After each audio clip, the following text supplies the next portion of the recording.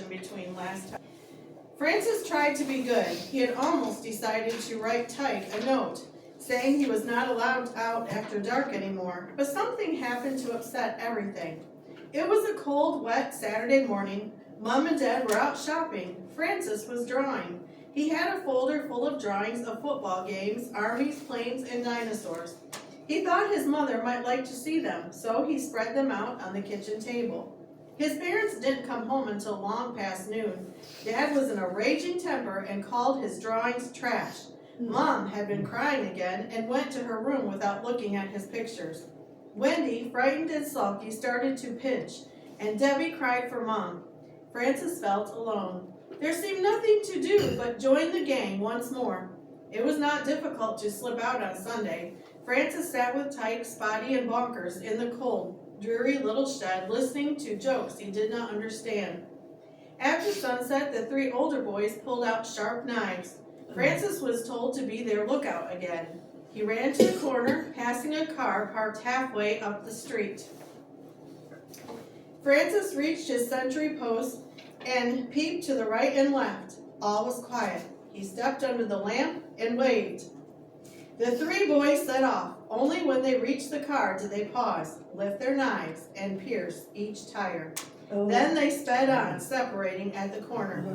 But a car was approaching rapidly. It swerved around the corner and screeched its brakes to avoid hitting the three flying figures. Francis stood paralyzed under the streetlight. It was his stepfather's car. In an instant, Dad was out of the car and had seized Francis by the wrist.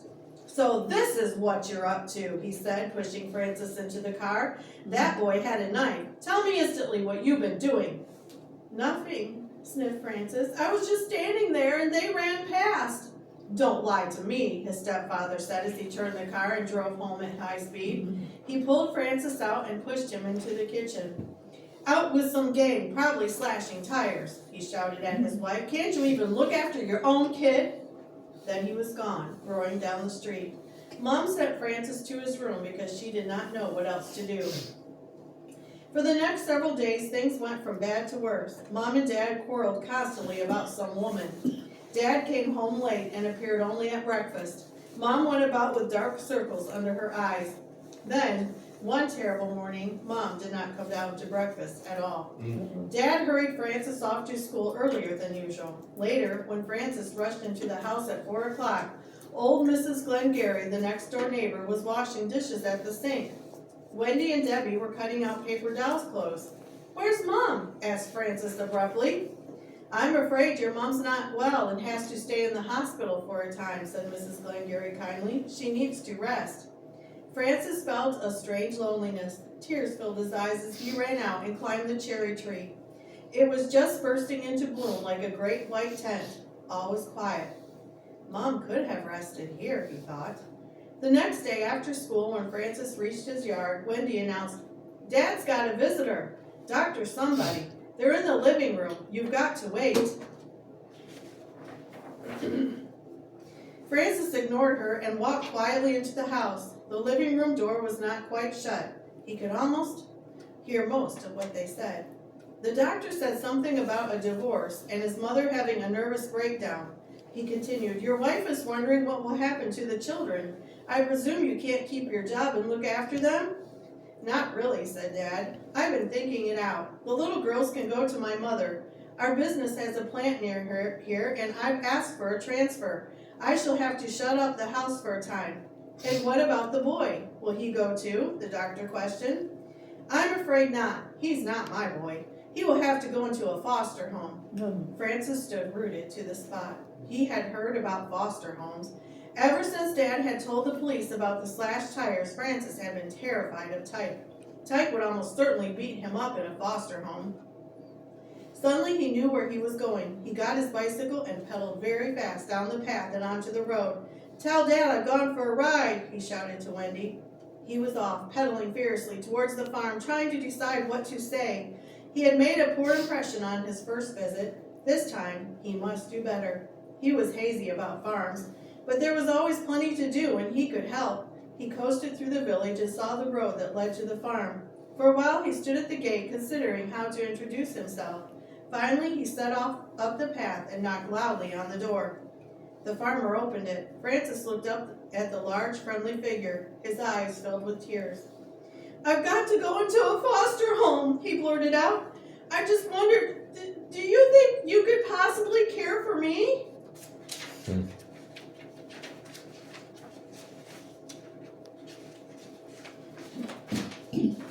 "Come right in," said the farmer. He led Francis into a little office and they sat down.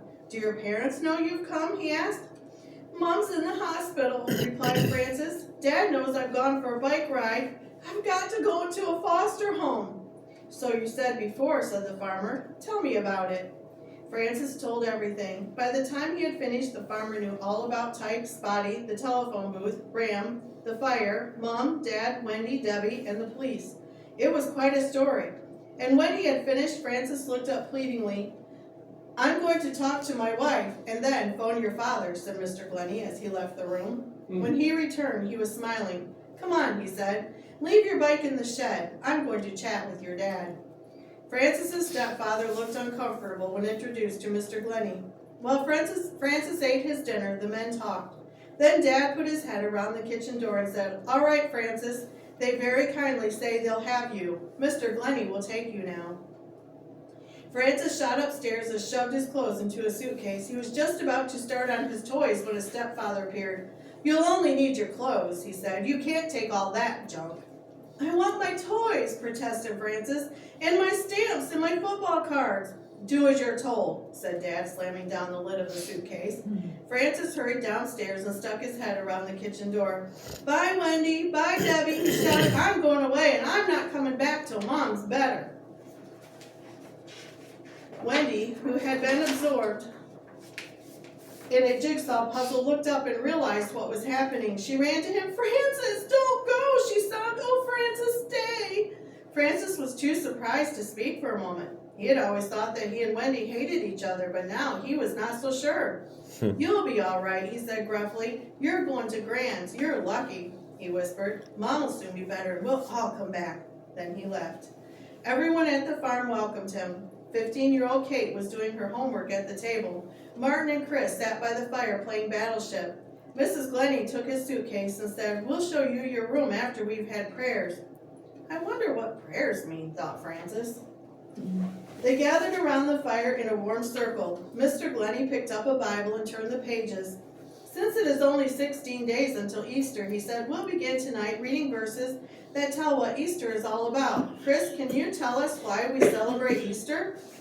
Chris sat up straight. "Easter is when we remember Jesus died and rose again." Francis leaned forward. "What's so important about Jesus dying?" he asked. "That's what we're going to talk about every night, Francis," Mr. Glennie responded. "Will you read this verse for us?" He pointed to the words as Francis read them slowly. "But God showed his love toward us, in that while we were yet sinners, Christ died for us." Martin piped up. "That means Jesus was punished for the wrong things we do, like lying and disobeying," said Chris solemnly, as if he knew all about doing such. "That's right, boys.